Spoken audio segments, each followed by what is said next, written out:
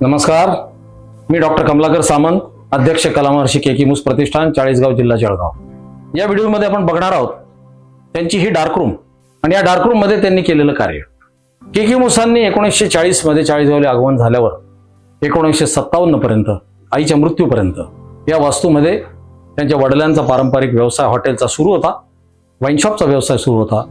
म्हणून त्यांनी या वास्तूतला ही खोली आपली डार्क रूम, आपली कार्यशाळा म्हणून निवडली. याच्यामध्ये त्यांनी आपलं वर्कशॉप सेट केलं आणि एखाद्या संशोधकाची वाटावी अशी ही कार्यशाळा इथे सेटअप केली होती. या कार्यशाळेमध्ये 17 वर्षामध्ये मूस साहेबांनी आपण बघतोय की जी निर्मिती केलेली आहे ती निर्मिती अभिजात कलांच्या सगळ्या प्रकारांना, अंगांना स्पर्श करून ती निर्मिती झालेली आहे.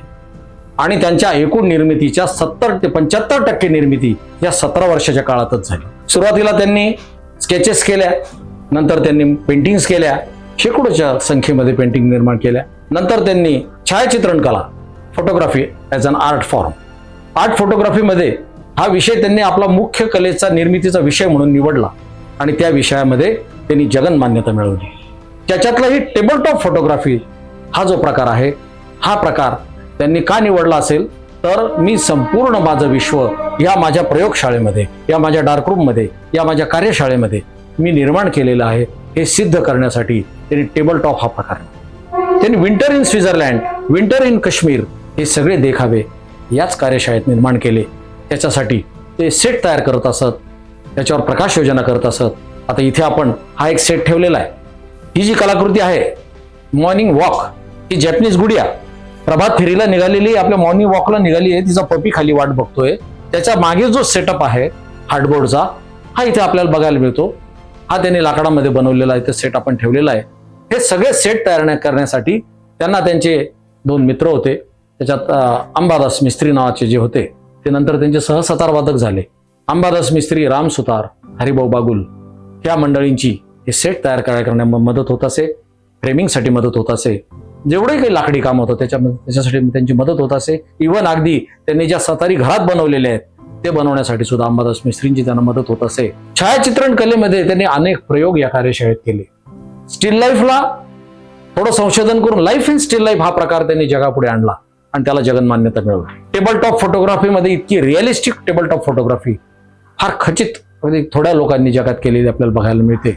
अगदी ॲडव्हान्स कॅमेऱ्यांनी सुद्धा या फोटोग्राफीच्या प्रकारावर काही फार काम झालेलं दिसत नाहीये.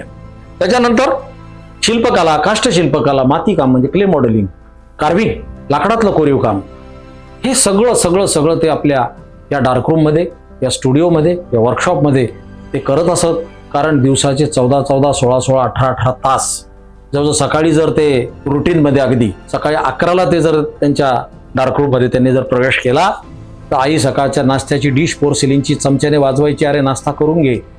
दुपारचं जेवणाच्या डिश वाजवायची, रात्रीच्या जेवणाच्या डिश वाजवायची.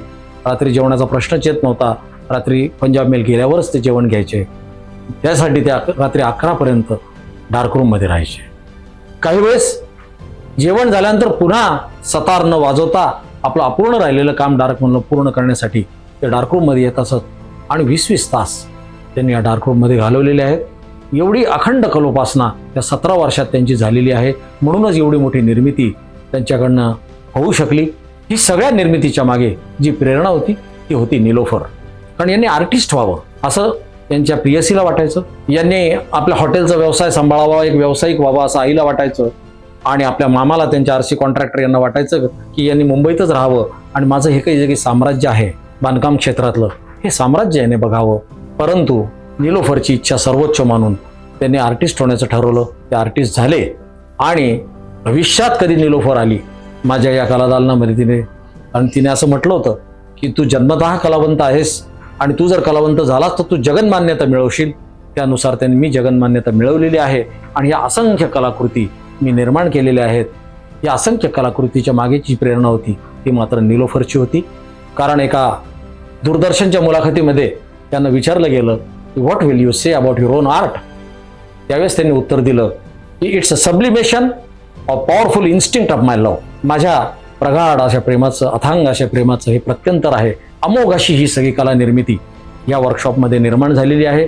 आणि 1957 मध्ये जेव्हा आईचं महानिर्वाण झालं, आई गेल्यानंतर त्यांनी आपला हॉटेलचा व्यवसाय बंद करून वाईन शॉप चालवायला दिलं बाहेर दुसऱ्याला. आणि या संपूर्ण वास्तूमध्ये जी मेहनत 17 वर्षाची घेतलेली होती, ते 17 वर्षाची मेहनत प्रदर्शित करायची ठरवलं. रेम्ब्रांड रिट्रीट असं त्याला नाव दिलं आणि आधुनिक भारतीय संस्कृतीचं हे प्रतिकात्मक रूप त्यांनी इथे निर्माण केलं. 1957 मध्ये पहिल्यांदा हे कलादालन लोकांसाठी खुलं झालं. या वास्तूमध्ये त्यांच्याबरोबर जे काम करणारे डार्करूम मध्ये जी माणसं होते त्यांची नाव मी इथे घेतली पाहिजेत. त्याच्यामध्ये त्यांचे छायाचित्रकार M.R. पवार, त्यानंतर IIPCचे चेअरमन झाले होते. त्यानंतर धारवाडकर हे पण एक छायाचित्रकार होते पुण्याचे, ते त्यांच्यासोबत असायचे. SD बापट हे चित्रकार होते, ते त्यांच्यासोबत असायचे. आप्पासाहेब नासी फडके, कमलाताई फडके, शिवाजी नरहर भावे या थोड्याच लोकांना, अंबादास मिस्त्री, हरिभाऊ बागुल या थोड्याच लोकांना त्यांच्या या कार्यशाळेमध्ये प्रवेश असे. इतरांना मात्र इथे प्रवेश नसायचा. अगदी त्यांच्या आईने सुद्धा क्वचितच या डार्क रूममध्ये त्यांच्या त्या गेल्या असतील. असा हा केकिंगचा आजचा हा जो व्हिडिओ आहे, याच्यामध्ये या केकिंगची ही जी वर्कशॉप आहे, ही जी कार्यशाळा आहे, ज्या कार्यशाळेमध्ये त्यांच्या कलेने जन्म घेतला, ती आज आपण बघितली. या वर्कशॉपमध्ये त्यांनी वापरलेल्या ह्या सगळ्या वस्तू इथे आपण जपून ठेवलेल्या आहेत. त्याच्यामध्ये हा त्यांचा एक प्रकाश योजना करण्याचे हे इन्स्ट्रुमेंट आहेत. हे 2 जे ट्रे आहेत याच्यामध्ये ते आपले निगेटिव्ह वॉशआउट करण्यासाठी ते वापरत असत. त्याच्यानंतर हे लाईट आहेत, हे घड्याळ आहे. हा जो कॅमेरा आहे, ज्या कॅमेऱ्याने त्यांची संपूर्ण कला ची निर्मिती झाली, तो कॅमेरा इथे ठेवण्यात आलेला आहे.